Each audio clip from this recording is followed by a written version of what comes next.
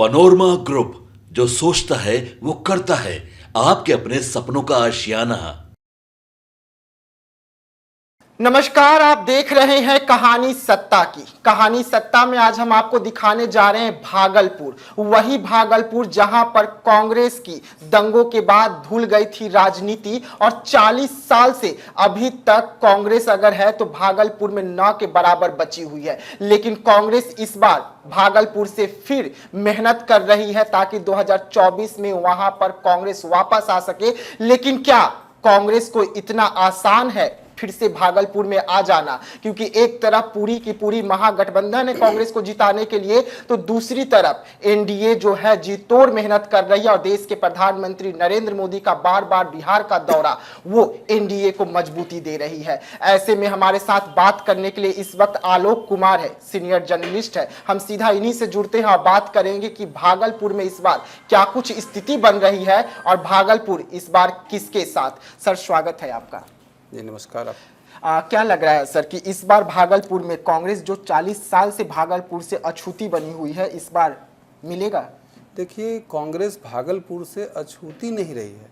वहाँ तो 1957 से लेकर 84 तक जी लगातार, अगर 1977 का एपिसोड जेपी मूवमेंट का एपिसोड था उसको अगर अलग कर दिया जाए तो 57 से लेकर 84 तक लगातार कांग्रेस वहां से जीतती आई है। 6 बार कांग्रेस ने वहां पर जीत दर्ज कर एक बार पहली बार बनारसी दास जी झुंझुनवाला जी वहां के पहले सांसद हुए थे और उसके बाद से लगातार तो नहीं कह सकते 3 बार और 2 बार भागवत आजाद जी वहां से सांसद चुने गए। लेकिन वहां 1989 में जब भागलपुर दंगा हुआ है उसके बाद का जब चुनाव हुआ तो चुनचुन यादव जनता दल के ने भागवत आजाद को पटकनी दी। बिल्कुल। उसके बाद से लेकर अब तक भागलपुर में कांग्रेस सांसदी का बाट जो रही है, इसमें कोई दो मत नहीं है। लेकिन इस बार के चुनाव में कुछ परिदृश्य अलग है।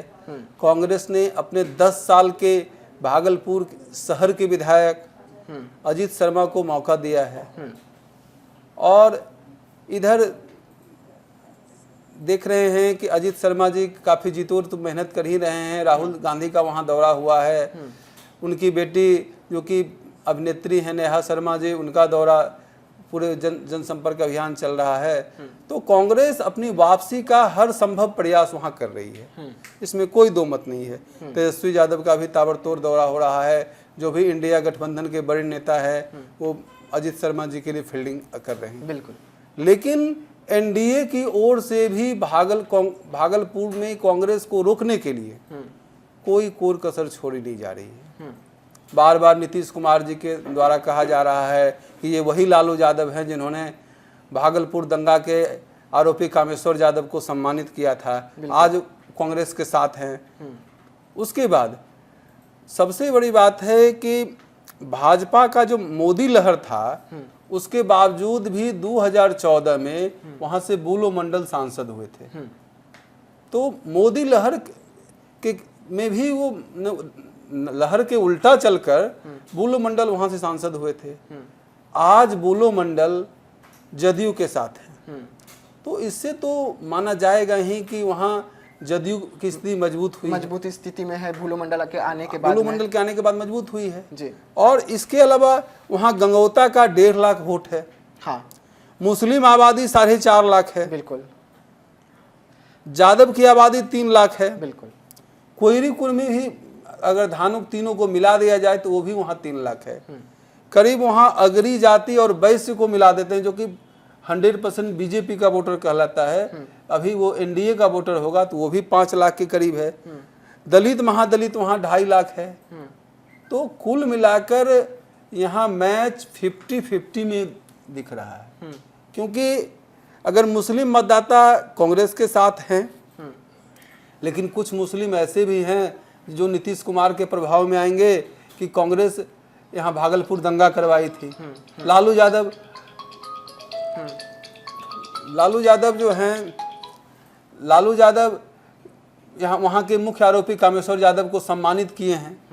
तो मुस्लिम का वोट बीजेपी को नहीं जाता है, लेकिन जदयू को नहीं, मिलता है। लेकिन इस बार जो लग रहा है, जो कमोवेश बन रहा है कि नाराज तो चल रहे हैं ना, एमओआई समीकरण लालू प्रसाद से नाराज हो गया। लालू प्रसाद इस वक्त किसके साथ में है? कांग्रेस उनके साथ में है, तो कहीं ना कहीं तो झटका लग रहा है ना मुस्लिम की ओर से। तो ये तो भागलपुर में भी देखने को मिलेगा। लेकिन भागलपुर में एक चीज और देखने को मिलेगा जी, जो बीजेपी और एनडीए का कोर वोटर है सवर्ण, वो अभी कांग्रेस के साथ घूम रहा है, क्योंकि उसको लगता है कि भागवत झा आजाद के बाद एक बार फिर वहां कांग्रेस आ सकती है और ब्राह्मणों के हाथ में या भूमिहारों के हाथ में फिर से सत्ता वापस लौट सकती है। इसलिए इस बार जो है वो ब्राह्मण समुदाय और भूमिहार समुदाय, खास करके अजीत शर्मा का जो कौम है, वो भी कांग्रेस के साथ घूम रहा है। वैश्य अपनी अनदेखी से नाराज भी हैं, वैश्य जो है अपनी अनदेखी से नाराज हैं, वो भी कांग्रेस के पक्ष में वोट कर सकते हैं। बिल्कुल। तो इसलिए कुल मिलाकर कांग्रेस की स्थिति वहां बन रही है, लेकिन नीतीश कुमार के फील्डिंग के चलते लग रहा है कि वहां गंगोता जो है, तो गंगोता जो है वो अगर एकजुट हो गया, धानुक समाज एकजुट हो गया, पिछड़ी जाति एकजुट हो गए, तो नीतीश कुमार के कैंडिडेट अजय मंडल के पक्ष में भी हवा बन सकती है। लेकिन इतना आसान, क्योंकि अगर हम एनडीए का बात करें तो एनडीए 4 बार वहां से सांसद रह चुके हैं वहां पे, तो इतना आसानी से तो वो महागठबंधन को नहीं छोड़ने वाले, क्योंकि ये भी तो रणनीति अपना रहे होंगे। भले वहां से कांग्रेस 6 बार बनी है, लेकिन ये भी तो 4 बार बने हुए हैं ना। जैसे 4 बार में हम मानते हैं कि बीजेपी के वहां 4 बार सांसद रहे हैं, लेकिन अगर उनका कार्यकाल देखा जाए तो वो 2 टर्म भी पूरा नहीं हो पाता है, क्योंकि बीजेपी के प्रभाष चंद्र तिवारी 1998 में सांसद बने, 13 महीना का कार्यकाल रहा। 2004 में सुशील मोदी वहां सांसद बनते हैं, कार्यकाल उनका 2 साल का मात्र रहा। शहनवाज हुसैन वहां से सांसद बने, उनका कार्यकाल 3 साल का रहा। मोदी जी के जब बिहार के उप मुख्यमंत्री हो गए थे तब शहनवाज हुसैन वहां उपचुनाव जीते थे, और एक फुल टर्म 2009 से लेकर 2014 तक शहनवाज हुसैन वहां से सांसद रहे हैं। तो अगर पूरा कार्यकाल 4 कार्यकाल अगर बीजेपी का देखा जाए तो 1-2 टर्म से थोड़ा सा ज्यादा उसको दिख रहा है। तो 4 टर्म कहने के लिए जरूर है, इससे ज्यादा तो जनता दल का कार्यकाल रहा वहां। चुनचुन यादव वहां से 3 बार रहे हैं। बुलो मंडल जो आरजेडी से रहे हैं वो एक बार फुल टर्म सांसद रहे हैं। इसलिए बीजेपी वहां मुश्किल से 10-12 साल उनकी सांसदी रही है। इसलिए 4 टर्म कहना, एक बार कह सकते हैं कि 4 टर्म रहे, लेकिन टर्म का जो कार्यकाल रहा है वो मुश्किल से 12 साल का रहा, 2 टर्म का रहा है। तो आपको क्या लग रहा है इस वक्त अगर हम देखें तो भागलपुर की जो समीकरण है वो किसके पक्ष में जा रही है? वहां से एनडीए रहेगा, इंडिया रहेगा, किसके साथ जनता जुड़ रही है इस बार? देखिए इस बार भागलपुर का खेल थोड़ा उलझा हुआ है। जो एनडीए के वोटर हैं वो कांग्रेस के तरफ दिख रहे हैं, और जो कांग्रेस के कोर वोटर हैं वो बीजेपी की तरफ दिख रहे हैं। कहा जाता था मुस्लिम समुदाय कांग्रेस और आरजेडी को वोट करता है, लेकिन वहां मुस्लिम समुदाय जो है शहनवाज हुसैन का चेहरा देखकर, भागलपुर के दंगा को देखकर, तो एनडीए जदयू को वोट करेगा। और ये भी तो देख रहे हैं ना कि लालू प्रसाद यादव किस तरीके से हिना साहब के साथ किए, तो ये भी तो नाराजगी मुस्लिमों में देखने को मिल रही है ना। वो तो सिर्फ हिना साहब क्यों कहते हैं, वो तो अशफाक करीम के साथ भी नाराजगी हाँ, वहां तो हुई थी। ये सारी नाराजगी पर देंगे ना इस बार तो भी। इसलिए तो कह रहे हैं कि वहां मुस्लिम जो है जो कि कोर वोटर है वो इस बार कांग्रेस के साथ नहीं है। कोर वोटर जो यहाँ आ गया आपके एनडीए के साथ है, जदयू के साथ दिख रहा है। तो वहां समीकरण, और जो अग्री जाति है वो वहाँ कोर वोटर माना जाता है अन्य लोकसभा क्षेत्र में बीजेपी का, लेकिन वहाँ जो अग्री जाति है, ब्राह्मण और भूमिहार वोट और वैश्य वोट, ये तीनों अजीत शर्मा के साथ दिख रहा है। तो इसलिए अजीत शर्मा हो सकता है कि 40 साल बाद जो कांग्रेस की खाली झोली है उसको भर सकते हैं। वहाँ उनकी पोजीशन, जहाँ के वहाँ के लोग जो कह रहे हैं, वहाँ के मतदाता बता रहे हैं, उनका पोजीशन वहाँ ठीक है, ठाक है, कोई अच्छी टक्कर दे रहे हैं वहाँ। अगर वहाँ वोट का बंटवारा किया जाए तो 55 और 45 में दिख रहा है वहाँ। तो मतलब कुल मिला के अगर माना जाए तो एनडीए को झटका लगता हुआ भागलपुर में नजर आ सकता है। हाँ, कोई दिक्कत आपके हिसाब से? हाँ, लेकिन 2019 का चुनाव जदयू जीता है, पहले से बुलो मंडल वहाँ 2014 में जीते हैं, तो दोनों अगर साथ रहा है तो अब अभी दोनों साथ हैं, इसलिए इस नाते एनडीए का पलड़ा भी वहाँ कमजोर नहीं है। तो आप अभी जो समीकरण है वो आपको वहाँ पे क्या लग रहा है सर? अभी का समीकरण अगर हम समझे, अगर अभी तो कुछ गुमनाम मतदाता भी होते हैं, हाँ बिल्कुल, जो कि अपना वोट शेयर नहीं करते हैं कि किनके साथ हैं। जी, मुश्किल से किसी भी लोकसभा क्षेत्र में 25% ही ऐसे मतदाता होते हैं जो कि ये कहते हैं कि हम बीजेपी के साथ हैं, हम जदयू के साथ हैं। हर लोकसभा क्षेत्र में 75% मतदाता अपना व्यू शेयर नहीं करते हैं। तो इस नाते कहा जा सकता है कि वहाँ लड़ाई टसल में है, और कौन 19 है और कौन 20 है, ये तो जब वहाँ वोट 26 तारीख को पड़ेगा और मतगणना 4 जून को होगा तभी पता चलेगा।